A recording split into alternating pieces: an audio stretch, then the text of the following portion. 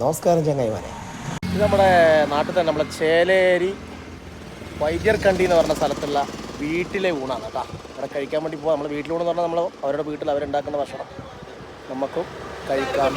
ഞാൻ അവിടെ എത്തിയ സമയം ഏകദേശം ഒരു 12 മണി. ആളുകളൊക്കെ വന്ന് തുടങ്ങുന്നുണ്ടായിട്ടുള്ളൂ. ഇത് നമ്മൾ തേങ്ങകളൊക്കെ കുറേ ഇവിടെ ഇങ്ങനെ വെച്ചിട്ടാണ്. എന്താ സംഭവം? നാളത്തേക്കുള്ള നമ്മുടെ യൂട്യൂബ് ചാനലിലുണ്ട്, നോക്കിക്കോളാം.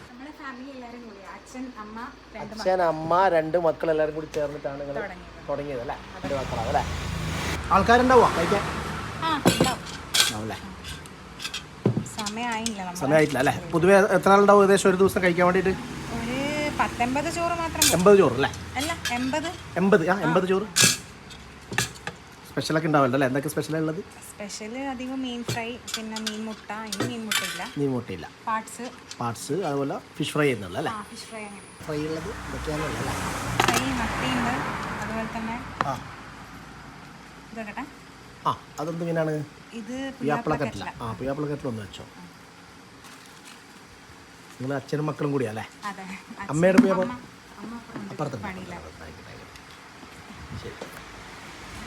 മീൻ പൊരിച്ച് വെക്കും 30 റുപ്യ തൊട്ട് സ്റ്റാർട്ടിങ് ആണ് കേട്ടോ. 50 റുപ്യ നല്ല കുഞ്ഞിനാവരി കിട്ടും. പിന്നെ നമ്മളെ ചിക്കൻ പാർട്സിന് 40 റുപ്യ ഉള്ളൂ. നമസ്കാരം. ഇത് നമ്മുടെ സ്വന്തം നാട്ടിൽ തന്നെ അല്ലേ? ഇത് സ്ഥലം, ഈ സ്ഥലത്തിന്റെ പേര്? ഇത് ചേലേരി വൈദ്യർകണ്ടി എന്ന് പറഞ്ഞ സ്ഥലത്താണ് അല്ലേ? അപ്പോൾ ഇവിടെ തുടങ്ങിയിട്ട് ഇപ്പോൾ എത്ര നാളായി നിങ്ങൾ? ഇന്ന് 2 മാസം പൂർത്തിയാവും. 2 മാസം പൂർത്തിയാവുന്നു അല്ലേ? 2 മാസം പൂർത്തിയാവുന്നുള്ളൂ. അപ്പോൾ ആൾക്കാർ കസ്റ്റമർക്ക് ആയി തുടങ്ങിയോ? കുഴപ്പമില്ല, നല്ല തിരക്കുണ്ട് അല്ലേ?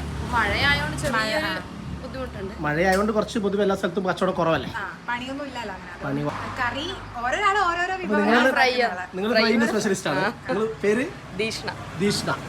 നിങ്ങളുടെ സ്പെഷ്യൽ എന്താണ്? ഞാൻ തൊടുകറി, പിന്നെ എന്തെങ്കിലും മറ്റേ ബാക്കിയുള്ള ഫ്രൈകളുണ്ടാവും. അതിന്റെ ആളാണ് നിങ്ങൾ. അമ്മയോ? ഞാൻ പിന്നെ മീൻകറിയും പിന്നെ വറവ് പിന്നെ പാർട്സ്.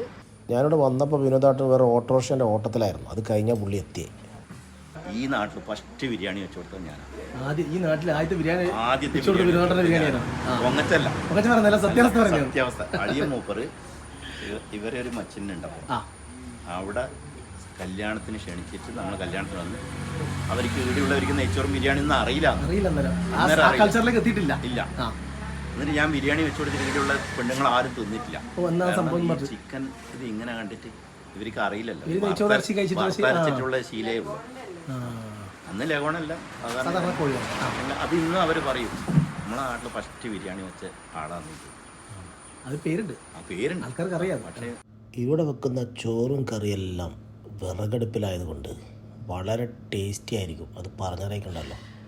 ഗ്യാസിലുണ്ടാക്കുന്നതിനെക്കാട്ടും നല്ല ടേസ്റ്റായിട്ട് ഇവിടെ കഴിക്കുക എന്നുള്ളതാണ് ഏറ്റവും വലിയൊരു പ്രത്യേകത.